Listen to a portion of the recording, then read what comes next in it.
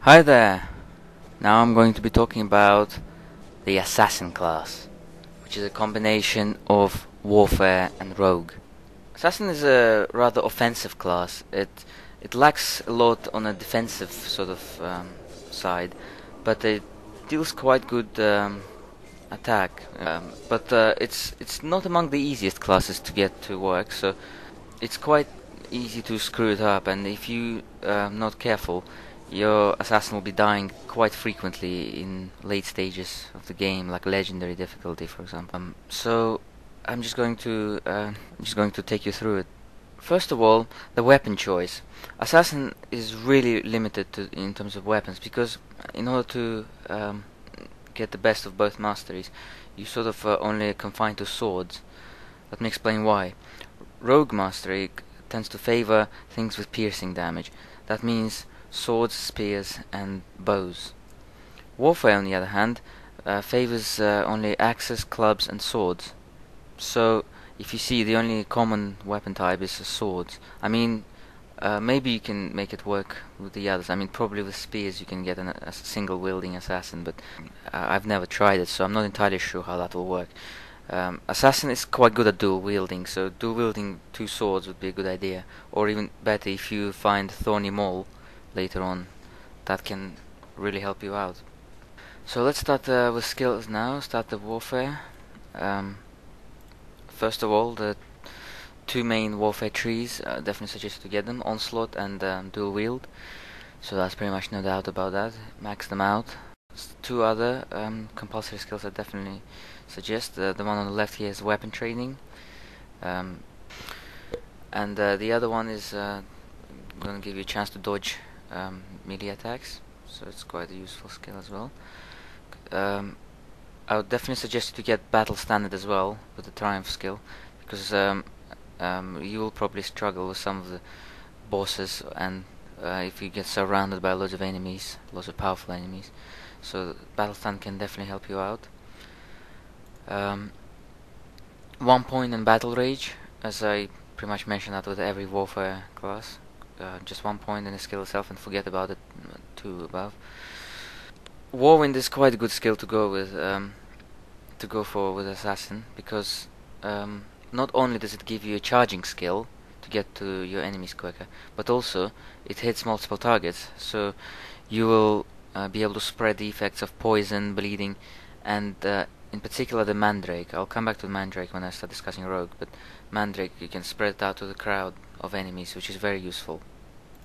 Warhorn is very useful. You should at least put at least 1 point into it, because it can be a good panic button in case you get surrounded and low on health.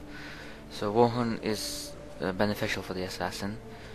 The Ancestral Horn, the one at the very top, once again, as I mentioned that with every warfare class, if you're going for that, then you better max out the full skill. But I haven't really found enough skill points at all to invest into that, so I just ignored that skill. So that's warfare. Now let's move on to rogue. First of all, I'll point out that you should definitely get the lethal strike, because it's probably the best rogue skill along with Mandrake.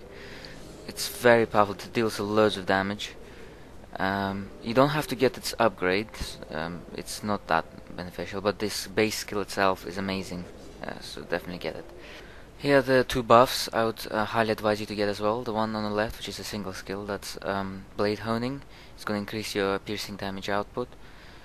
And the one on the right, that's Inventory, that enchants your weapons with poison. I'll in particular get your attention to the the top skill of the tree, Mandrake.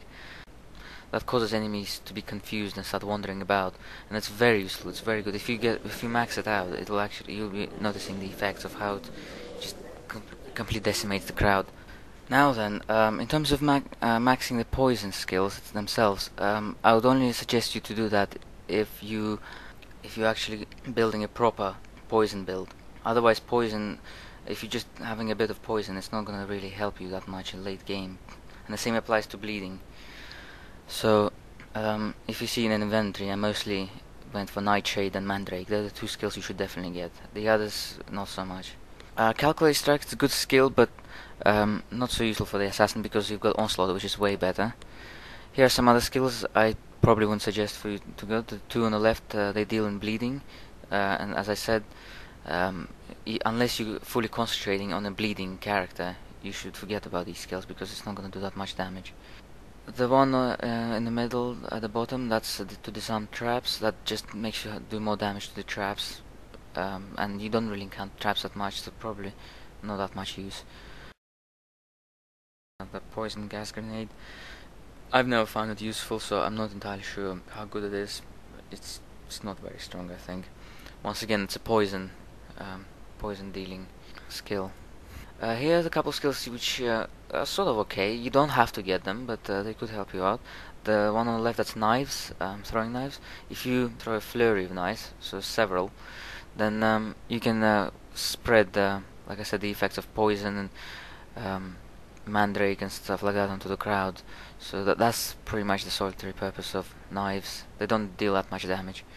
The one on the right, that's the flash bomb. It's not bad. I mean, it's sort of good early game, but then once you start getting Warhorn and all that, then this skill becomes a bit useless, to be honest.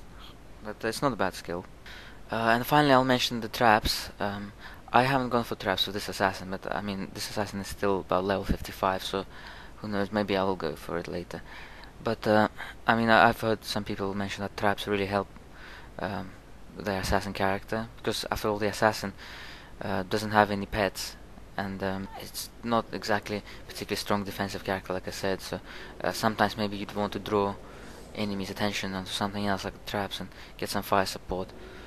So these traps could be quite good. And I'll just briefly mention the stats.